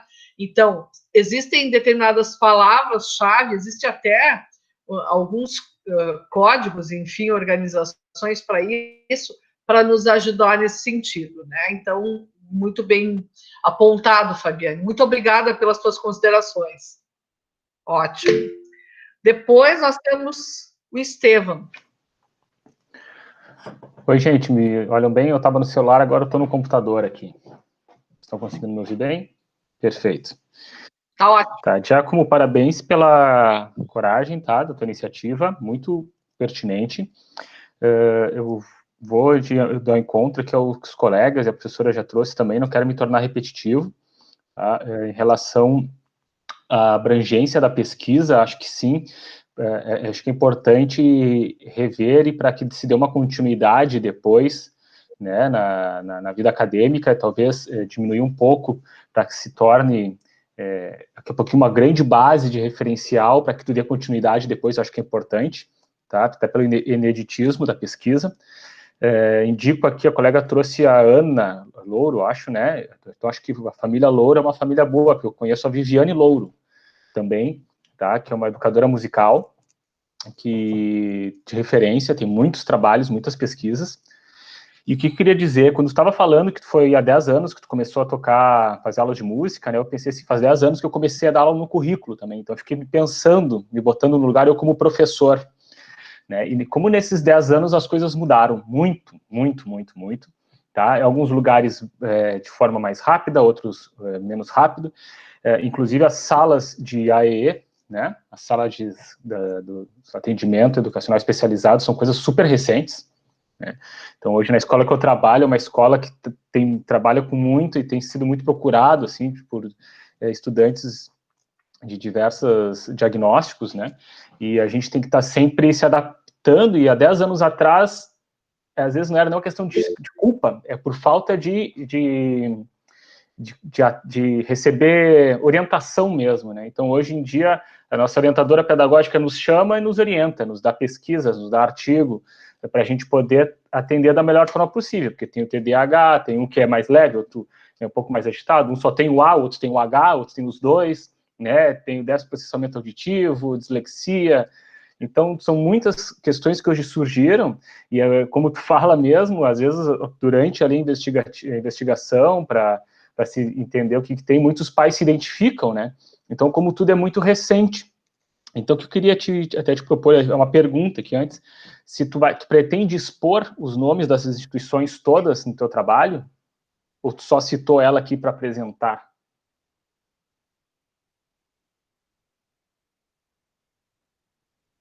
Alô? Sim, ele está dizendo que ele pretende expor os nomes. Buenas. Entendi. Acho que não vamos muito nessa, né, Giacomo? Tá, então... O que acontece? Tem que cuidar isso só para não deixar... Eu não sei se isso vale a pena, tá? Num trabalho assim. Tem algumas coisas que eu já conversei com o Giacomo, que tem até uma ideia de denúncia, tá? E que eu entendo isso, mas num meio acadêmico nós temos que cuidar algumas coisas, que são as questões éticas, que não é nem pessoas, mas também pode ser a questão para as instituições. A gente tem que cuidar isso, tá? Mas continua, Estevam. Não, perfeito, é isso que eu queria dizer, que eu acho que tu tem tudo para ter um trabalho extremamente propositivo, né? E cuidar para que isso não se torne uma característica às vezes um pouco tem que cuidar muito a palavra que eu vou dizer aqui, não como se fosse um ataque, mas algumas vezes até como gerando uma questão de tipo assim, olha o que fizeram comigo, né? Eu acho que tu tem tudo, na realidade, para trazer esse trabalho depois e até entregar nas instituições, né? Para que, olha, eu passei e eu acho que pode ser diferente. Talvez até consultar esse decreto, né, do AEE, né, da legislação, consultar e ver como que estão hoje essas instituições. Eu desconheço, tá? Mas daqui a pouquinho fazer uma investigação dessa legislação, se nos conservatórios deveria ter, se tem, se não tem, né? E eu entendo quando tu traz ali que não é ser tratado como diferente, não é isso. Eu acho que a questão é que algumas coisas elas devem ser adaptadas para que o aluno não se sinta diferente, né? Então, quando tu mesmo traz ali, alguns textos, alguns livros eram muito grossos, né? De ler, davam sono. Então, talvez a pílula diária deveria ser menor e aos poucos ir aumentando, né? Então, eu acho que por esse lado aí, né? Que a gente tem que ir e propor, porque eu penso assim, nossa, como eu mudei de 10 anos atrás para hoje em relação a muita coisa, e não era por uma questão, às vezes, de maldade, né? Era uma questão de desconhecimento mesmo. E, infelizmente, a gente fica muito à mercê das orientações educacionais, das coordenações pedagógicas, nem todas buscam, né? Nem todas as instituições, infelizmente, também buscam, né, tá preparando seus profissionais para isso. E eu acho que tu tem um material na mão para se tornar algo extremamente propositivo e devolver, né, para esses lugares aí de uma forma bem interessante. Tá? Acho que são essas questões que eu gostaria de trazer aqui. Excelente, Estevam. Muito obrigada. A Rebeca agora. Oi, pessoal. Então tá, estão me ouvindo? Sim. Tá. Eu já mandei ali para o Giacomo, no particular, as questões do transtorno de déficit de atenção e hiperatividade pelo DSM-5, né, que é o livro dos transtornos mentais. E daí ele divide, né, em apresentação combinada, atenção e hiperatividade, apresentação predominantemente desatenta, então tem níveis também, né, dessa desatenção. E me parece muito que ele passou pela inclusão excludente, né, que inclui, mas está excluindo, é para ser inclusão, mas na verdade está mais excluindo o aluno do que incluindo. Então, tem muitos alunos, crianças que eu atendo em consultório, por exemplo, que têm déficit de atenção e precisam sim precisam ser considerados em inclusão na escola, né? Às vezes precisa fazer uma prova separada, precisa fazer alguma coisa em separado da classe, porque não consegue se concentrar, de fato. E esse diagnóstico é muito importante, né? Então, talvez uma sugestão é que tu possa falar de inclusão excludente, né? Porque me parece que foi isso que tu acabou vivendo, Giacomo. Exato, exato. Muito bom, Rebeca. Dizendo que a Rebeca também vem da psicologia, né? Nós temos aqui a Fábio e a Rebeca. Bem importante isso e nos ajuda bastante a pensarmos coletivamente nisso. Excelente. Depois, o Marcos também quer comentar. Na verdade, prof, até a Carol trouxe o ponto ali, que é um dos pontos que eu ia citar, que é a questão do distanciamento. Porque eu acredito que, como corroborando com o Estevão, né, tem uma questão atual que é tudo o que possa vir a ser publicado, ela tem que ter uma preocupação científica, porque, do contrário, a gente não precisaria estar na academia e poderia levantar uma bandeira, assumir uma causa, entrar em ONGs, instituições, que é super legítimo e válido e muito importante.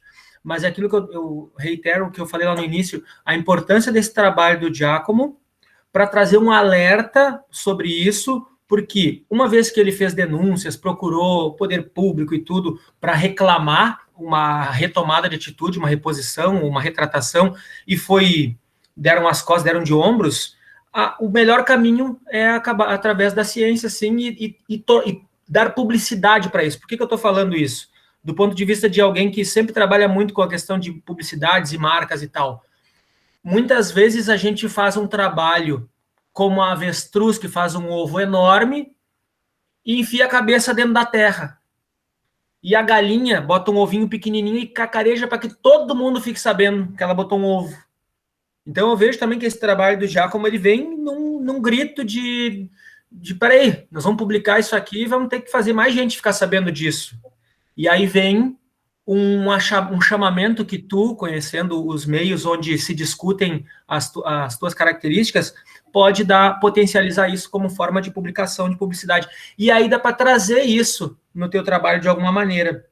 Porque, como eu estou falando, ainda assim tem que ser através da academia o primeiro contato, que isso te legitima. Estou viajando aqui, mas tu vai parar no encontro da Fátima Bernardes falando disso, ou da Luciana Gimenez, ou seja lá eu quem. E aí vai ter uma visibilidade, dando um tapa na cara da sociedade, para falar um pouquinho mais assim, num português bem dizido.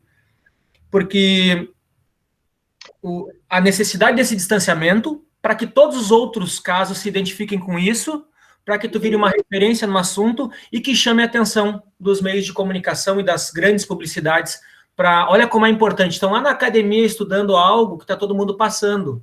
Vou trazer como exemplo, por exemplo, as outras causas, a causa LGBTQ+, as causas raciais, os preconceitos com imigrantes e pessoas que vêm de fora. Todas elas acabam ganhando uma proporção quando são legitimadas pela ciência e acabam ganhando publicidade. Então, mais uma dica que eu estou trazendo aqui também, que eu acho que é importante, tá? Esses são caminhos simples de serem feitos uma vez o trabalho estando academicamente bem acabado. Porque ele não se encerra na academia, vem aquilo que a professora falou. A importância de botar para fora, de mostrar que nós não estamos só produzindo artigo, textos e TCCs e teses e dissertações. Nós estamos contribuindo com a sociedade, por isso que nós somos importantes. E devolve nosso dinheiro, governo, danado. Excelente. Importantes as colocações de todos vocês, todas vocês, porque é isso, assim, uma coisa que a gente tem que ser é esperto também.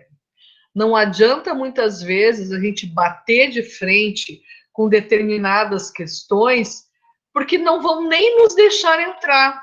E o Giacomo sabe o que eu estou dizendo também, porque muitas vezes também, ao submetermos artigos a revistas, a gente acaba nem sendo aceito como publicação, e aí nem dá voz a nada. Nós acabamos ficando, então, na obscuridade. Então, nós temos que ser espertos para nos apropriarmos também destes mecanismos da cientificidade, e eu reitero o que o Marcos está dizendo, o próprio Estevão também, todos vocês e a Fábio, enfim, porque é isso, nós vamos ter... o que a gente quer? Que as pessoas abram os olhos ou nos percebam, então, esse aspecto que a gente está querendo trazer. E se nós não falarmos a linguagem que é da academia, porque aí a Fábio até coloca no chat ali, existe o pessoal e existe o acadêmico. Não quer dizer que esses relatos da pessoalidade não venham aparecer, mas isso tem que ser tratado de forma científica, porque senão nós não estaríamos na academia.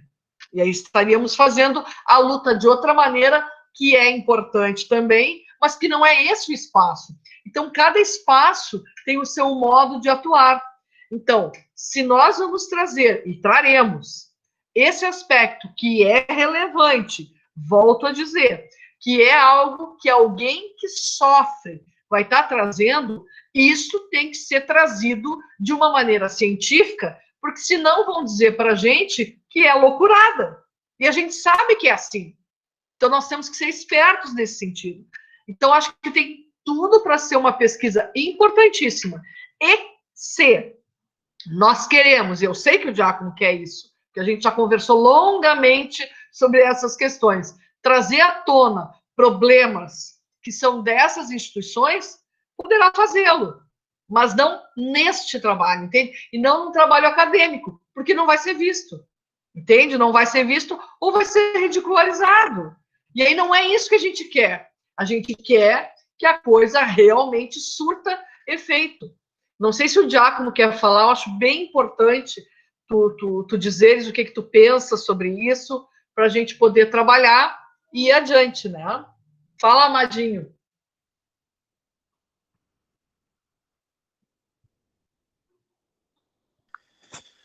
Assim, colegas, eu vi ali os comentários de vocês e, assim, olha, o que eu aprendi, assim, sempre denunciando as coisas ou reclamando, é que no que tange ao poder público sempre vai ter legislação para defender, sabe? Mesmo tu gravando a situação, mostrando, tu é deixado de lado, sabe? Então, eu realmente, de forma pacífica, não sei mais agir com essas pessoas, tá? Ano passado, eu cheguei ao ápice quando eu passei por cima de uma cancela de estacionamento irritadíssimo, tá? Mesmo com todas as provas dizendo que estava errado o que estavam fazendo comigo, e mesmo eles não tendo me ouvido nem antes nem depois deste fato, eu sou taxado de forma registrada em documento como culpado das coisas que eu faço, tá? E mesmo eu tendo gravado toda a situação e nunca ninguém tem me dado voz. Então, a minha única voz que eu tenho é a minha escrita. São os meus livros que eu estou publicando e que eu sei que vai causar um estrago imenso em vários lugares. Mas eu não quero mais me arrepender de pensar nisso. Porque a única coisa que eu vejo assim é que só a guerra ela traz mudanças mesmo. Porque a paz, a gente conversar, explicar, argumentar, trazer legislação, trazer tudo, nada nessa porcaria de país que a gente vive funciona. É tudo uma farsa, na minha opinião, a educação que a gente tem. Pouca coisa se aproveita, tá? E eu tenho que comprovar isso em tudo que eu tô falando. Eu não tô falando da boca para fora. Embora as pessoas só olhem para mim, para minha idade, que eu tenho 25 anos. Elas não olham para o conteúdo que a minha idade já tem. Para a experiência por onde eu já passei, por o que eu já vivi e tive que aturar. É só isso que as pessoas sabem ver em mim, é a minha idade. E que eu tenho um pai e uma mãe do meu lado. Isso é bom. Mas isso não me inibe de passar por diversas, imensas situações difíceis e desgraçadas com pessoas que não prestam. Então, o meu intuito não é expor as pessoas, mas as instituições sim, porque elas são patrimônio público. Elas devem explicação para mim e devem explicação imensamente para mais de 200 milhões de pessoas que vivem no Brasil. Então, eu não acho que eu esteja saindo da cientificidade. Eu não estou saindo da cientificidade. Eu estou apenas argumentando, até porque nas minhas publicações os documentos oficiais que eu posso utilizar, inclusive de servidores públicos, dentre outros, eu tiro o nome das pessoas. Eu só deixo o que elas escreveram e o cargo que elas pertencem. Porque não se tem, sabe, não se tem retorno quando a gente denuncia. Então, pelo menos contar e mostrar para as pessoas o que acontece, eu acho isso muito importante. Eu não me arrependo das coisas que eu faço. Obrigado. Ok. Alguém mais quer comentar? Ok. Silêncio de reflexão. Buenas. Vamos adiante, né? Vamos pensando, só para a gente poder entender, né? A Fábio está dizendo que tudo que fala é legítimo, né? Se estiver escrevendo livros, tudo bem, mas tem que ver que isso é a questão da educação musical. O que eu acho também é que nós temos instâncias de luta. Nós temos a instância da justiça, que, enfim, a gente sabe que muitas vezes é difícil, mas existe a instância da justiça. E tem coisas que, mesmo que seja difícil, a gente tem que continuar tentando, né? Nós temos também as questões acadêmicas. E existe um modus operandi da academia.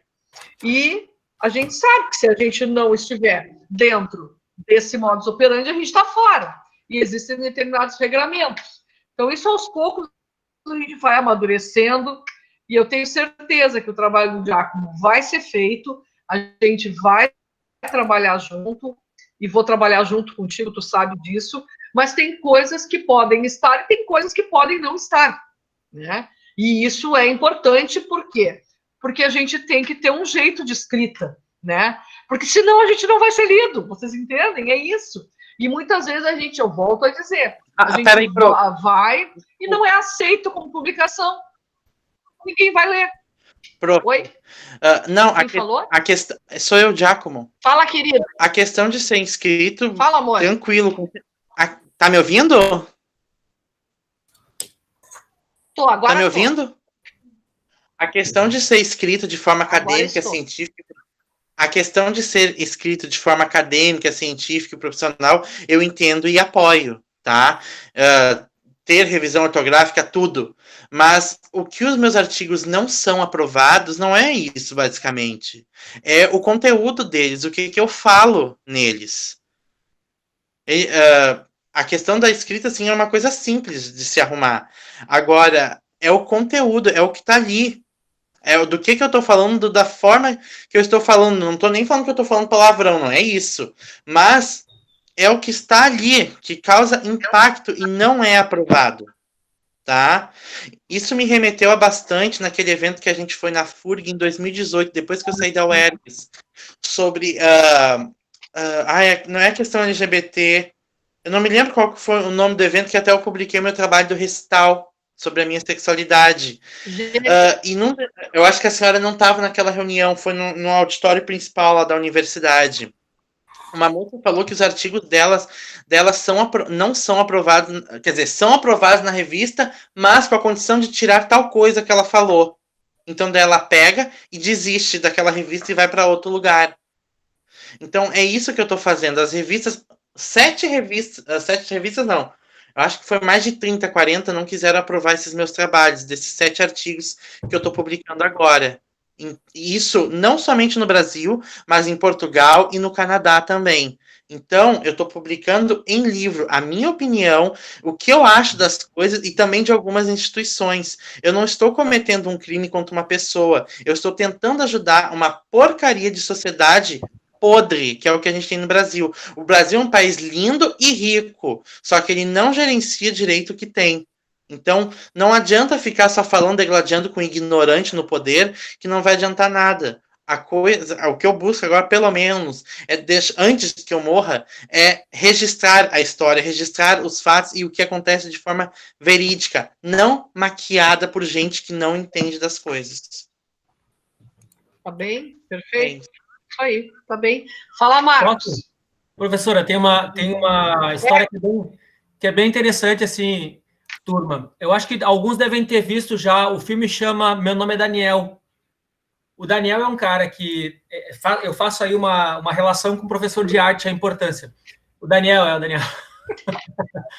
O filme é Meu Nome é Daniel. O Daniel é um cara que ele tem uma deficiência física que os médicos não conseguem um diagnóstico do que é. Então, ele passa a desenvolver um filme.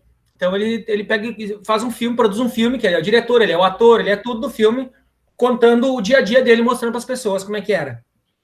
E ele traz ele foi entrevistado aqui pelo Bial, por alguém na TV aí, aí o filme ganhou projeção e a causa dele também. tem uma cena ele descreve que quando ele era criança, quando tudo começou, quando é que ele virou a chave? Ele estava se apresentando no teatro, ele tem dificuldade de locomoção. Então, o professor de teatro, meio sem cérebro, disse, tu quer participar? Quero. Então tá, tu vai fazer a minhoca. Qual é a importância de uma minhoca numa cena, num tudo? Aí o professor disse para ele, a minhoca, ela é muito importante porque é ela que ajuda a terra a ficar boa para as plantas crescerem. Então, quando ele estava no chão rastejando, porque ele tem as dificuldades físicas, uma mãe na plateia disse assim, ai, coitadinho. E ele disse, tadinho é o caralho. E ele era uma criança. Ali houve uma virada na vida dele. Ele não deixou mais ninguém chamar ele de tadinho. Então, tudo que é a oportunidade que ele tinha, ele vinha trazendo a sua forma de ver o mundo, mostrando aquilo que o Giacomo falou, que não quer ser tratado como um alienígena, como alguém que merece pena ou piedade. Tem características diferentes. Como, enfim, tá? Pessoas que ou não enxergam, ou não conseguem bater palma no ritmo. São diferentes, diversas. Nós somos, como disse um amigo meu, ele foi falar nós somos seres diversos, ele foi dizer, nós somos um zoológico. E a gente tem uma variedade tão grande, a gente precisa respeitar isso. Só que, ao mesmo tempo, tem isso que o Daniel foi fazer lá, que é encontrar onde que ele é ouvido, e que o Giacomo está trazendo. E também tem uma coisa, né, Giacomo, que outro dia um colega, posso trazer o nome, o professor Lucas Pacheco Brum, nosso professor na pós, ele havia escrito um trabalho, fazia acho que 2 anos ou 3 anos em uma revista, e o resultado saiu agora essa semana, depois de 2 ou 3 anos, aprovaram, né, semana passada, enfim. Então, muitas vezes também tem isso, tem um tempo para maturar as coisas, que eu acredito que na academia, ainda mais agora essa época, todo mundo está querendo publicar, está todo mundo querendo publicar, a fila deve estar bem grande, nos últimos 2 ou 3 anos, assim, né? Agora na pandemia, então, o rebote vai para mais 5 anos aí. Mas é isso, prof, chega de falar, desculpa, colegas. Desculpa. Obrigada, Marcos, excelente. E, bom, a gente vai se aproximando do final, eu gostaria de, para terminar, né, no nosso encontro de hoje do grupo de pesquisa, quero dizer que foi muito profícuo, a gente conseguiu, então, conhecer 2 propostas de pesquisa importantíssimas nesse momento, e quero dizer também para vocês que por dentro, tudo bem, Marcos, não tem problema, por dentro das questões de pesquisa também, e para o pesquisador e a pesquisadora, entram também, na nossa análise, o quanto a população, o quanto as pessoas, quer sejam da academia ou fora da academia, estão preparadas para conhecer, para escutar ou para se deparar com as questões às quais nós estamos apresentando.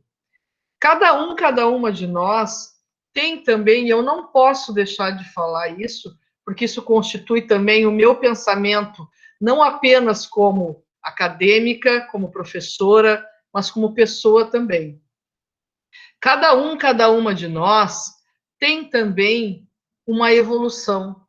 Cada uma de nós está num estágio evolutivo e que conseguiu, nesta ou em outras existências, e me desculpem, eu acredito nisso, conseguiu construir algumas coisas e se melhorar como pessoa. Nós temos muitas pessoas, graças a Deus, muito evoluídas ao nosso lado e que leem os nossos trabalhos ou que se deparam conosco na sala de aula e muitas vezes nós, e eu fui uma delas, e o Giacomo sabe exatamente o que eu estou falando, eu tive inúmeros problemas no meu início, na minha caminhada na escolarização, e muitas vezes eu me deparei com pessoas que não tinham a sensibilidade para lidar comigo. Mas aos poucos a gente foi, e hoje eu observo essas pessoas, eu encaro isso pelo qual eu mesma passei, então estou falando de mim, como pessoas que não tiveram naquela época a oportunidade de entender as coisas que eu necessitava, ou a forma de lidar comigo que eu necessitava. E isso vai, muitas vezes, o carinho de nós lidarmos com as pessoas, porque às vezes não precisamos nem muito estudo, mas o carinho, a empatia, aquela que a gente vai se relacionar com as pessoas, ultrapassa muitas vezes o conhecimento científico, né? A relação entre professor e aluno, etc. Então, o que eu quero dizer? Que na vida nós vamos nos deparar com inúmeras situações que serão assim. E talvez também um pouco de caridade da nossa parte, entendendo essas pessoas que ainda não conseguiram compreender a importância de nós lidarmos com todos, com carinho, com afetividade, com compreensão e principalmente com paciência, também vai ser importante, porque talvez não tenham atingido aquele estágio que a gente talvez já tenha conseguido naquele momento. Então, para o pesquisador, para a pesquisadora, é fundamental a paciência, o carinho também com as pessoas com as quais a gente vive, né? E eu vou dizer isso, estou falando por mim, né? Como foi comigo. E isso talvez ajude também vocês a terem um pouco mais de paciência comigo também, né? Que estou nessa caminhada aí, e muitas vezes não consigo entender vocês. O que dirá as pesquisador também esse é um aspecto importante. Certo, meus amores? E agora nós vamos finalizando, porque eu tenho mais um encontro, pasmem vocês, de orientação. Amados, muito obrigada pela presença de todos. Vamos nos encontrar novamente no sábado que vem. Um beijo muito grande, parabéns pelos trabalhos apresentados. Por favor, abram suas câmeras, porque a gente tem aqui a nossa oficial, que é a Fabiane. Abram suas câmeras para nós mostrarmos esses lindos rostinhos de vocês. Lindos e lindas. Sorriso. Carol. Diga um X. Isso, arrumem o rosto. Botem a roupa. Alguém tá pelado. Eu vou mandar para a Cris só um pouquinho que eu vou tirar mais uma. Um pouquinho. Acho que o Lucas não abriu. Acho que o Lucas está pelado. Tá bom. Que aparece isso aí, Lucas. Com todos. Sorriso. Um beijo. Tchau. Bom fim de semana para todo mundo. Vou postar lá no grupo. Um beijo grande para vocês. Heitor. Tchauzinho. Tchau.